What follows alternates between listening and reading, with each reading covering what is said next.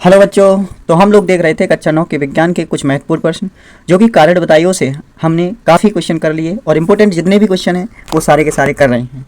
तो आज एक और इम्पोर्टेंट क्वेश्चन लेके आए हैं जो ये कहता है कि हम हवा में हम आसानी से अपना हाथ चला सकते हैं, लेकिन एक ठोस लकड़ी के टुकड़े में हाथ चलाने के लिए हमें कराटे में दक्ष होना पड़ेगा। कहने का मतलब ये है कि अभी हम लोग हवा में तो नॉर्मल हाथ पैर अपने आसानी से चलाते रहते हैं, लेकिन अगर यहीं कोई ठोस लकड़ी हो, कोई भी ठोस वस्तु रखी हो, उसमें हाथ चलाना आसान नहीं होता है। ऐसा क्यों है? तो इसका कारण आप सभी लोग जानते होंगे कि जो वायु है, जो हवा है, उसमें जो कणों की संख्या है वो कहाँ है?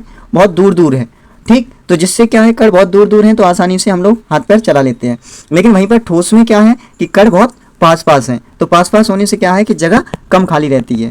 क्लियर है? तो इसलिए ये हवा में आसानी से हाथ चला लेते हैं जबकि लकड़ी में नहीं चला पाते हैं। तो इसका करेक्ट आंसर इस तरीके से लिखेंगे कि वायु के कणों में रिक्त स्थान अधिक होता है, वहीं दूसरी तरफ लकड़ी के कणों में बहुत कम रिक्त स्थान होता है।